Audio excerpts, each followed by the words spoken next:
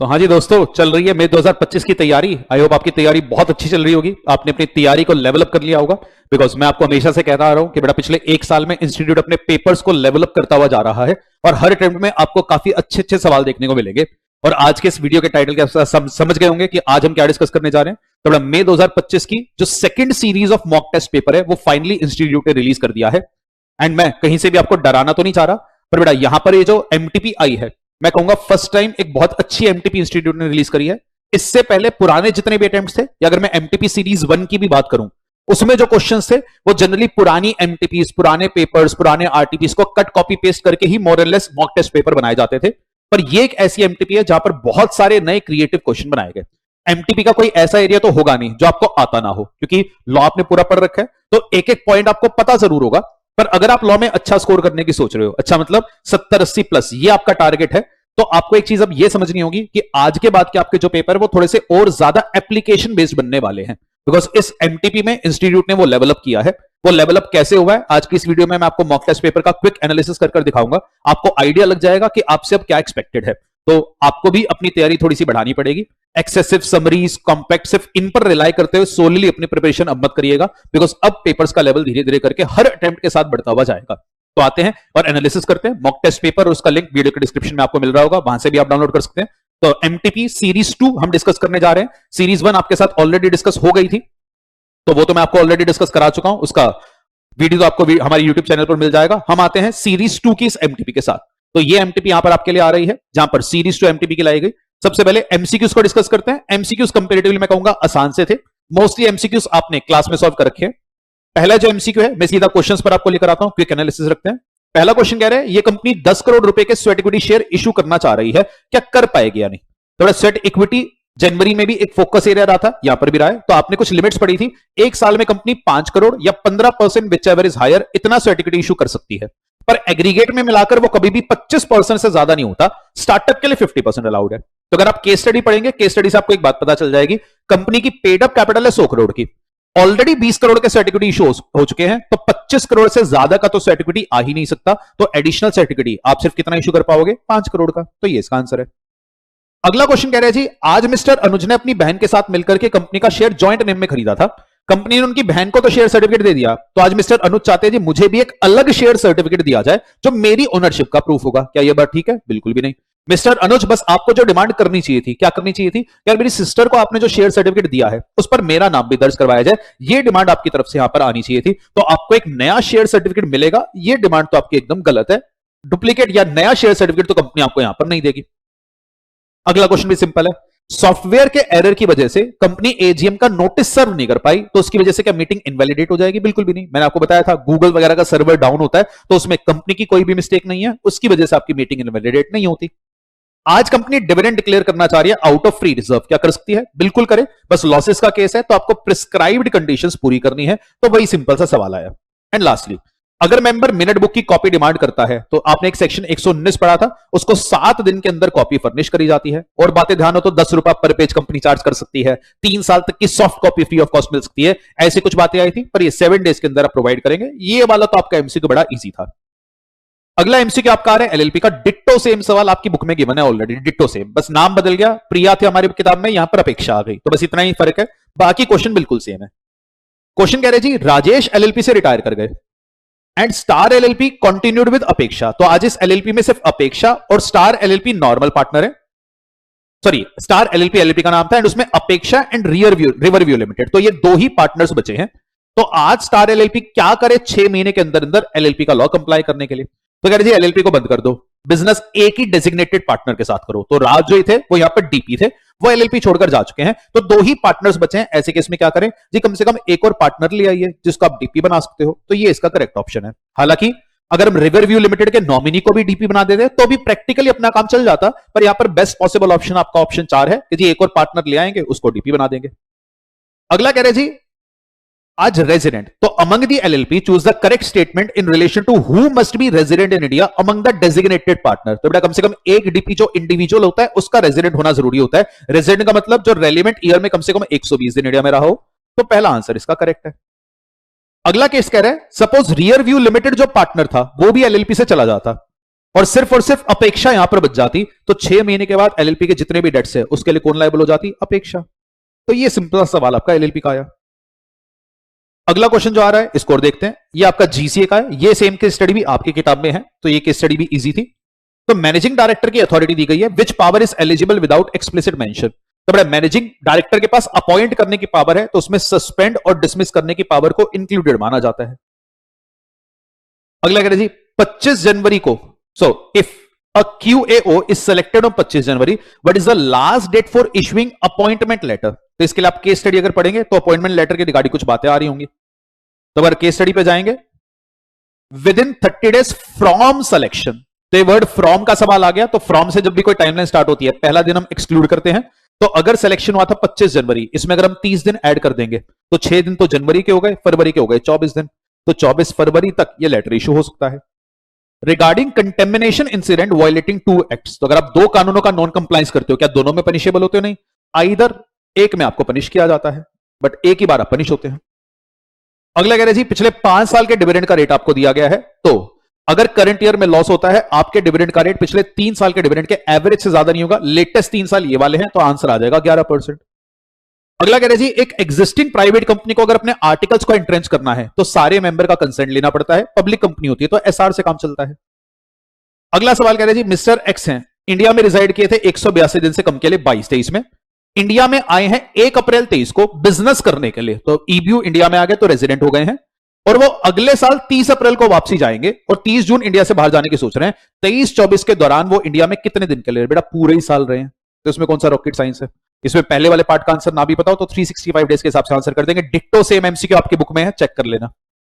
And lastly mister Amar है, he came to India at a parental place in New Delhi, तो भाई mister अमर आज India के अंदर है, इंडिया में उनका ईबीयू है और इंडिया के बाहर एक ब्रांच है जिसको वो कंट्रोल कर रहे हैं, तो अमन भी पीआरआई होंगे, वो ब्रांच भी क्या हो जाएगी? पीआरआई। तो दोनों के दोनों पीआरआई हैं। ये भी डिक्टो सेम सवाल आपकी बुक में था, तो आई गेस एमसीक्यूज में तो आपको ज्यादा दिक्कत यहां पर नहीं आएगी, तो पेपर में एमसीक्यूज को तो आप टैकल कर जाओगे।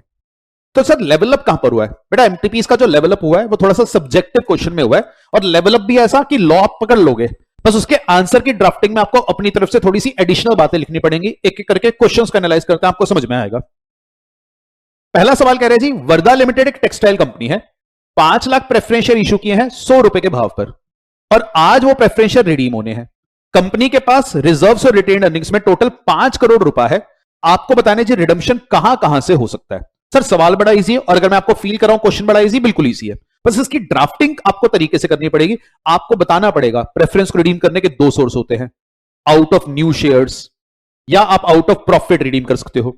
प्रॉफिट रिडीम करोगे तो आपको सीआरआर बनाना पड़ेगा, तो पहले आउट ऑफ शेयर वाली बात लिखोगे, फिर आउट ऑफ प्रॉफिट्स वाली बात, और कंपनी को 5 करोड़ चाहिए, 5 करोड़ बिल्कुल सीआरआर में है, सीआरआर का सिर्फ एक ही यूज परमिटेड है, फुल्ली पेड बोनस शेयर। हालांकि अगर आप इस एमटीपी का सजेस्टेड आंसर पढ़ोगे वहां पर भी सेम ही बातें लिखी हुई हैं, बस इंस्टीट्यूट ने ना वहां पे इस बात का लॉजिक भी थोड़ा सा समझाया है कि जी प्रेफरेंस को रिडीम करने के लिए जब आप नया शेयर इशू करते हो तो प्रेफरेंस की कैपिटल घटती है, नए शेयर से कैपिटल रिस्टोर हो जाती है, तो इसलिए कोई दिक्कत नहीं।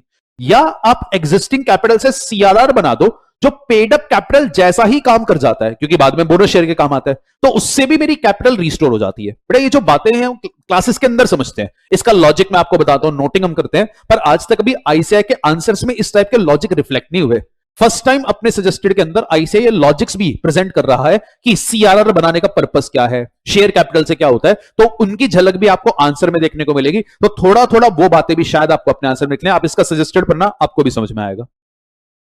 अगला क्वेश्चन कह रहे हैं ग्रीन लिमिटेड एक पावर जनरेटिंग कंपनी है, attracted numerous investor due to its strong growth potential, mister Arju one of the investor purchased significant number of share expecting regular returns in the form of dividend. ये सवाल बड़ा आसान है, ये कह रहे जी एक शेयर होल्डर के पास सिग्निफिकेंट शेयर थे, कंपनी लगातार डिविडेंड बांटती हुई आ रही थी, आज एक एजीएम ऐसी आई जहां डायरेक्टर्स ने अपनी तरफ से डिविडेंड प्रपोज नहीं किया, तो मिस्टर अर्जू कह रहे हैं जी ऐसा कैसे हुआ, इस साल भी डिविडेंड बांटना ही पड़ेगा। वो डायरेक्टर्स को फोर्स कर रहे हैं, क्या फोर्स कर पाएंगे? नहीं, बिकॉज जब तक डायरेक्टर डिविडेंड प्रपोज नहीं करते शेयर होल्डर अप्रूव नहीं करेंगे। तो यहां पर आपको 5 नंबर के लिए ये सारी बातें समझानी है कि डिविडेंड एक तरीके का ऑर्डिनरी बिजनेस होता है, डायरेक्टर प्रपोज करते हैं तो मेंबर अप्रूव करेंगे, मेंबर डिविडेंड के रेट को बढ़ा नहीं सकते, घटा सकते हैं, डिविडेंड बांटने के क्या क्या सोर्सेज है, तो अकॉर्डिंगली यहां पर इनकी जो डिमांड है वो वैलिड नहीं है। अगला क्वेश्चन चलो सिंपल सा है, एक पीआरओआई एग्रीकल्चर लैंड खरीदना चाह रहे हैं, नॉट अलाउड, ये ट्रांजैक्शन तो प्रोहिबिटेड है, और अगर एफडी ओपन करना चाह रहे हैं ये अलाउड है। ये क्वेश्चन तो आपका सिंपल था। अगला क्वेश्चन इंटरेस्टिंग है, क्वेश्चन आसान बहुत है, पर आप जिस हिसाब से इंस्टीट्यूट क्वेश्चन बना रहे हैं वो आपको समझ में आएगा। मैं इसका एक बार सजेस्टेड भी आपके लिए ओपन करता हूं, आपको आइडिया लगेगा। क्वेश्चन क्या है, मैं इतना आपको वो क्लैरिफाई कर देता हूं। क्वेश्चन कह रहे हैं जी, आज एक कंपनी को एजीएम शॉर्टर नोटिस पर बुलानी है। बेटा क्वेश्चन मुश्किल नहीं है, आंसर भी आप गेस कर जाओगे, पर आंसर लिखना थोड़ा सा कॉम्प्लिकेटेड होगा। क्या कह रहा है, एजीएम शॉर्टर नोटिस पर बुलानी है। However some share holders argue that कि उनके पास लार्ज नंबर ऑफ शेयर्स है, जिसकी वजह से कंपनी में उनकी ज्यादा चलती है, तो वही लोग डिसाइड करेंगे कि एजीएम शॉर्टर नोटिस से आ सकती है या नहीं। तो based on the provision of Companies Act, clarify whether their argument is valid and substantiate why the number of share holders matters more than the number of share in such case. But ये बातें हम class में section को analyse करते वक्त समझते हैं, क्योंकि अगर आपको शॉर्टर नोटिस की रिक्वायरमेंट याद हो तो एजीएम को आप शॉर्ट नोटिस पर बुलाते थे, उसके लिए आप अप्रूवल लेते थे 95% नंबर ऑफ मेंबर का। और ईजीएम के केस में अगर कंपनी में शेयर कैपिटल होती है तो मेजॉरिटी नंबर एंड 95% की टोटल वोटिंग पावर। तो शॉर्टर नोटिस के केस में लॉ मेकर हमेशा नंबर ऑफ मेंबर्स को ज्यादा वेटेज दे रहा था। तो एजीएम में number of member and EGM में भी मेजॉरिटी नंबर। तो बार बार वो ये कह रहा था जी, अगर थोड़े शेयर होल्डर्स के पास ज्यादा शेयर है, उनके अकेले करने से काम नहीं चलेगा। यहां पर लॉ मेकर ने नंबर ऑफ मेंबर्स को वेटेज दिया। क्वेश्चन यही पूछना चाह रहा है। उसने आज से पहले जो सवाल बनते थे वो क्या कहते थे, शॉर्टर नोटिस की क्या रिक्वायरमेंट है, कितने मेंबर्स का अप्रूवल लगेगा, इस टाइप के सवाल बनते थे। पर अब सवाल कह रहे हैं, आप ये बताइए लॉ मेकर का इंटेंट क्या है कि जी लॉ मेकर कैसे नंबर ऑफ शेयर्स की जगह नंबर ऑफ शेयर होल्डर्स पर फोकस कर रहा है।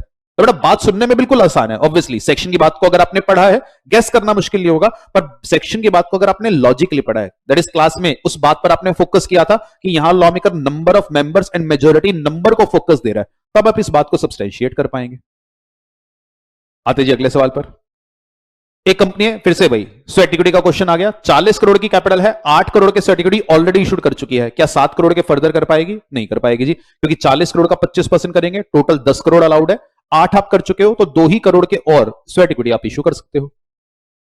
अगला क्वेश्चन है जी, क्या सीसीटीवी रिकॉर्डिंग डॉक्यूमेंट होती है या नहीं? तो बेटा किसी भी चीज के डॉक्यूमेंट बनने के लिए 4 एलिमेंट्स होने चाहिए, मैटर, सब्सटेंस, मीन, रिकॉर्ड। पहले तो वही लिखेंगे, फिर सीसीटीवी जो रिकॉर्डिंग होती है उसमें चारों एलिमेंट्स आ जाते हैं, क्योंकि आप किसी चीज की रिकॉर्डिंग कर रहे हो, वो किसी गूगल ड्राइव हार्ड डिस्क के ऊपर सेव भी हो जाती है, रिकॉर्ड भी हो जाती है, तो सारे एलिमेंट्स आपके आ जाते हैं, तो बिल्कुल डॉक्यूमेंट की डेफिनेशन में फॉल करेगी। अगला क्वेश्चन कह रहे हैं, ये भी इंटरेस्टिंग है।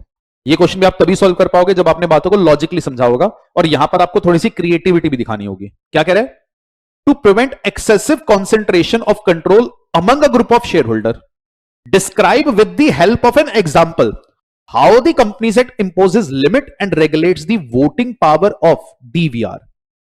तो पावर एक इंसान या कुछ लोगों के हाथ में कॉन्सेंट्रेटेड ना रहे, तो लॉ मेकर ने डीवीआर की वोटिंग पावर को कैसे रेगुलेट किया है, एक एग्जांपल से समझाइए। बेटा इतना तो शायद आपको याद आ गया होगा कि डीवीआर वाले शेयर पर मैक्सिमम वोटिंग परसेंटेज मिलता है 74। ये आप लिख दोगे, कोई दिक्कत नहीं है। बस यहां पर जो आपको एग्जाम्पल बनाना है, अब खुद बनाना पड़ेगा। तो आपको एक एग्जाम्पल बनाकर डीवीआर समझाना है।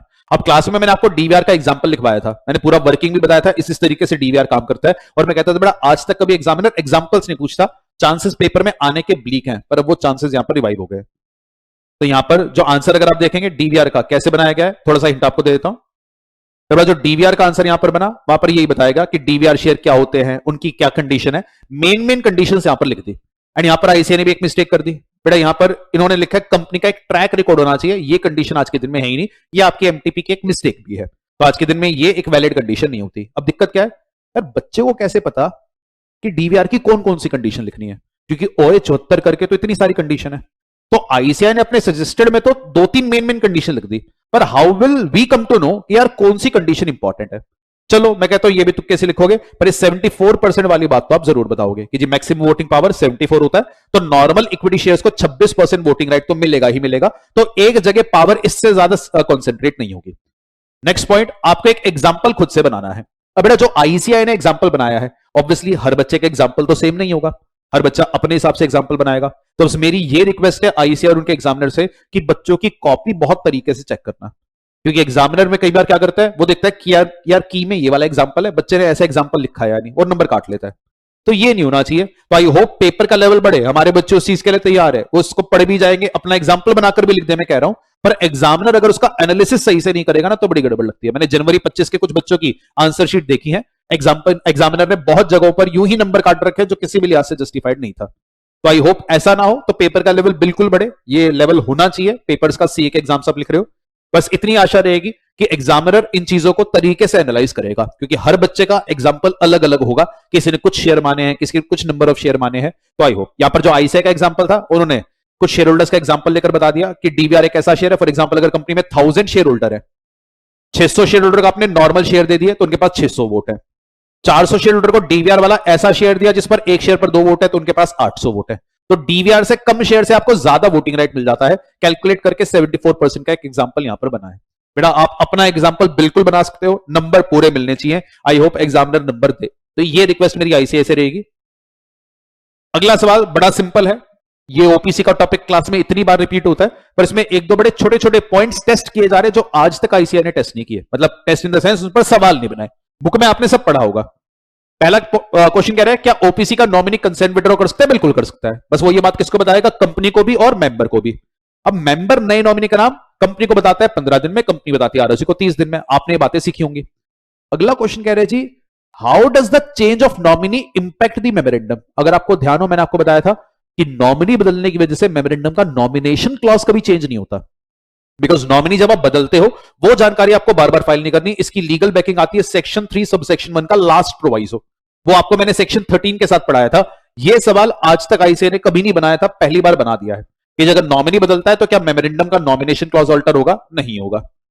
एंड फाइनली, क्या एक मेंबर या एक पर्सन अगर किसी दूसरी ओपीसी का मेंबर है तो क्या आज वो एक और ओपीसी में मेंबर बन पाएगा? नहीं, बिकॉज मैक्सिमम एक ही ओपीसी का अलाउड है।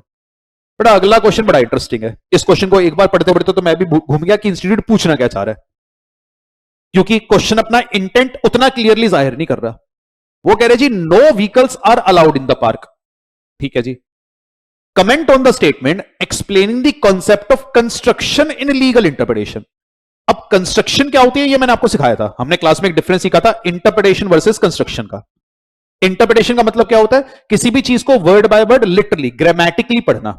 कंस्ट्रक्शन का मतलब होता है मीनिंग को बनाना, कंस्ट्रक्ट करना। आई होप आपको एग्जांपल ध्यान आ रहा हो। तो कंस्ट्रक्शन में हम बात की इंटेंट को पकड़ते हैं, लिटरली में जो लिख कर दिया उसका एज इट इज पढ़ते हैं। अब सर इसमें क्या इंटेंट पकड़ना है ये नहीं समझ में आ रहा। कंस्ट्रक्शन क्या होता है तो सीख गए। वो कह रहे no vehicles are allowed in the park. इसमें लिटरली तो समझ में आ रहा है, पर कंस्ट्रक्ट क्या करें? अब इसका आंसर जो आईसीआई ने दिया वो क्या दिया है? व्हीकल्स में तो बहुत सारी चीजें आती हैं, कार भी आती है, बाइक भी आती है, बच्चे का स्ट्रॉलर भी आता है, साइकिल भी आती है। क्या कुछ भी पार्क में अलाउड नहीं है? नहीं जी, आपको बात का इंटेंट पकड़ना है कि बाइक गाड़ियां ये अलाउड नहीं है बिकॉज उससे पोल्यूशन होता है, पार्क में दिक्कत आती है, लोग घूम फिर नहीं पाएंगे। बाकी जो दूसरे व्हीकल्स हैं, बच्चे का स्ट्रॉलर है, ये सब तो आप लेकर जा ही सकते हो। बड़ा क्वेश्चन में भी कोई बुराई नहीं है, क्वेश्चन भी अच्छा है, एप्लीकेशन बेस्ड है, और यही होना चाहिए कि आप रियल लाइफ के अंदर क्या लॉ की बातों को अप्लाई कर पा रहे हो नहीं। कहीं ना कहीं आईसीआई ये पूछना चाह रहे, बिकॉज क्लाइंट आकर यही पूछता है, वो कहते हैं जी मेरे को ये करना है, बताओ कैसे होगा। तो वो पेपर बनाने की अप्रोच बहुत बढ़िया है। बस इस क्वेश्चन में हल्की सी झलक देता तो बेहतर है कि no vehicles are allowed in the park. Construct your meaning in context of car, bike, stroller. तो इसके कॉन्टेक्स्ट में आप बताइए, या बाइसिकल, फिर तो हम समझ जाएंगे। अच्छा जी, उस कॉन्टेक्स्ट में बच्चा कह रहा है यार व्हीकल पर फोकस करूं या पार्क पर फोकस करूं, किसका मीनिंग कंस्ट्रक्ट करूं। एंड अब यहां पर जो ज्यादा बड़ी दिक्कत है, लेट सपोज आप गेस कर भी जाओगे, बेटा यहां हर बच्चा अपनी लैंग्वेज खुद से बनाएगा। बस इतनी एक्सपेक्टेशन रहे, एग्जामिनर उस आंसर को तरीके से पढ़कर नंबर दे। अपनी की का word by word same example ना सर्च कर रहे हो बच्चे की कॉपी में और बिना बात के नंबर ना काटे, वरना जी फिर बड़ा दुख होगा। मतलब जो बच्चा तरीके से पढ़कर गया होगा, स्टेटमेंट भी एनालाइज कर रहा है, अच्छे से लिखकर भी आ रहा है, अगर इस चीज पर नंबर कट रहे हैं ना कि की से आंसर मैच नहीं कर रहा, तो बड़ा गड़बड़ होगा। वो तो भी टाइम अपने को पता चलेगा। चलो अगला क्वेश्चन सिंपल है, प्रेफरेंस वाले के 10% के डिविडेंड को घटाकर 8% करना है, तो ये वेरिएशन कैसे होगा? तो बड़ा सेक्शन 48 का सिंपल सा सवाल है, तो वेरिएशन की बातें आपको लिखनी है। सेम एग्जांपल आपको क्लास के अंदर करवाया गया था। अगला क्वेश्चन एलएलपी का आ गया। एलएलपी के रिगार्डिंग 4 सवाल आपको दिए गए हैं। पहला, अगर एक एलएलपी है जिसमें सारे के सारे पार्टनर्स ही बॉडी कॉर्पोरेट है, तो क्या बॉडी कॉर्पोरेट को डेजिग्नेटेड पार्टनर बना पाओगे? कभी भी नहीं, बिकॉज डीपी हमेशा के इंडिविजुअल होता है, तो बॉडी कॉर्पोरेट के नॉमिनी को डीपी बनाते हैं, ये बात लिखनी है। अगर एलएलपी एग्रीमेंट नहीं बता रहा डीपी कौन है, तो कैसे पता चले? बेटा अगर एलएलपी एग्रीमेंट में नहीं लिखा तो डीपी अपॉइंट करने का प्रोसीजर हमने क्या सीखा था? जिस समय एलएलपी इनकॉर्पोरेट होती है, इनकॉर्पोरेशन डॉक्यूमेंट में आप बताते हो कि ये पार्टनर डीपी है या सारे पार्टनर्स डीपी होंगे, दोनों में से कोई भी बात आप लिख सकते हो। तो अगर एलएलपी एग्रीमेंट नहीं बता रहा तो आप इनकॉर्पोरेशन डॉक्यूमेंट देखेंगे, वहीं आपके डीपीस का नाम आएगा। A designated partner of LLP is planning to relocate permanently to another company. तो एक डीपी परमानेंटली बाहर शिफ्ट होना चाह रहा है, तो आपका आंसर क्या होगा? कोई दिक्कत नहीं जी, एक ही डीपी का रेजिडेंट होना जरूरी है, तो दूसरा डीपी कम से कम 120 दिन इंडिया में रहे। और XYZ LLP को आज पेनलाइज किया गया, उसने कोई फॉर्म फाइल नहीं किया। डीपी कह रहे जी मेरे को पता नहीं था फॉर्म फाइल नहीं हुआ, तो मेरे पर पनिशमेंट मत लगाओ। बेटा ये कहकर थोड़ी ना बच जाओगे। एज पर सेक्शन 8 डीपी आप लाइबल होते हैं LLP के कंप्लायंसेस के लिए, तो सिर्फ ये ग्राउंड लेकर आप बच नहीं सकते। अगला सवाल भी इंटरेस्टिंग है। ये क्वेश्चन आपका बना है रूल ऑफ बेनिफिशियल कंस्ट्रक्शन। तो बड़ा इंटरप्रिटेशन के चैप्टर में ये रूल जब मैं आपको समझाता था, यहां पर मैं आपको बताता था बेनिफिशियल कंस्ट्रक्शन ऐसे कानूनों की इंटरप्रिटेशन के लिए इस्तेमाल होता है जो कानून किसी क्लास ऑफ पीपल के बेनिफिट के लिए बने हैं। मैंने जो आपको एग्जांपल दिया था क्या दिया था? लेट्स सपोज फैक्ट्रीज एक्ट कहता है 12 महीने काम करने पर 12 छुट्टी मिलेगी। तो जी क्या 6 महीने काम करने पर 6 छुट्टियां मिलनी चाहिए? बिकॉज 12 महीने वाली बात की दो इंटरप्रिटेशन पॉसिबल है कि 12 महीने काम करोगे तो 12 छुट्टी मिलेगी, या जितना जितना काम करते चलोगे छुट्टी मिलती चलेगी। तो अब इन बातों को इंटरप्रेट कैसे करें? तो मैंने कहा था ये रूल आपको कहता है अगर कभी भी ऐसे अटक जाओ, वो इंटरप्रिटेशन लो जिससे उस क्लास ऑफ पर्संस को ज्यादा फायदा मिल पाए। मतलब 6 महीने काम के तो 6 छुट्टी। ये मेरा अपना एग्जांपल था बिकॉज यहां पर और कोई एग्जांपल नहीं था। इंस्टीट्यूट ने क्या क्वेश्चन बनाया? यार एक कानून में लिखा है कि मैटरनिटी लीव होगी 26 हफ्ते। तो अगर एक लेडी ने बच्चे को बायोलॉजिकली जन्म ना देते हुए अडॉप्ट किया है, तो क्या अडॉप्टेड किड के लिए भी आपको पेड मैटरनिटी लीव मिलनी चाहिए? लॉ क्लियर नहीं है तो बताओ क्या करें? अगर लॉ क्लियर नहीं है तो जी बिल्कुल वो बेनिफिट देना चाहिए बिकॉज ये उनके फायदे के लिए बना है। बड़े ये सवाल तभी टैकल हो पाएंगे जब आपने रूल ऑफ बेनिफिशियल कंस्ट्रक्शन का मतलब तरीके से सीखा होगा। वो रटी रटाई समरी की एक दो लाइनें पढ़कर इस टाइप के क्वेश्चन टैकल नहीं हो सकते। अब पेपर आपका एप्लीकेशन बेस्ड बन रहा है एंड ये सिर्फ लॉ की एमटीपी है। मैं चाहूंगा दूसरे सब्जेक्ट्स की भी आप एमटीपी एनालाइज करके बताना आपको एमटीपी का लेवल कैसा लगा। मेरे को ये लेवल बड़ा अच्छा लग रहा है क्योंकि यहां पर पेपर एप्लीकेशन बेस्ड बन रहा है। क्या आपको लेवल ठीक ठाक लग रहा है, सेम लग रहा है? वीडियो के कमेंट बॉक्स में बताते चलना। आते हैं अगले सवाल पर। यह भी बढ़िया सवाल है।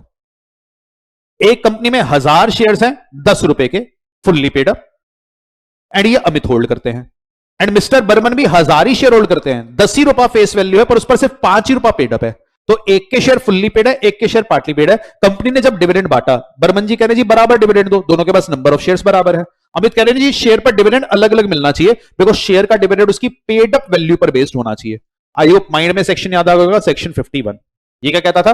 कंपनी डिविडेंड वैसे तो पे करती है फेस वैल्यू के हिसाब से, पर अगर कंपनी के आर्टिकल्स परमिट कर दें तो आप पेड अप वैल्यू के प्रोपोर्शन में भी डिविडेंड पे कर सकते हो। तो अगर कंपनी के आर्टिकल में लिखा होगा तो इनको जो डिविडेंड मिलेगा वो 10 और 5 रुपए के हिसाब से मिलेगा, वरना फेस वैल्यू के हिसाब से पे कर देंगे।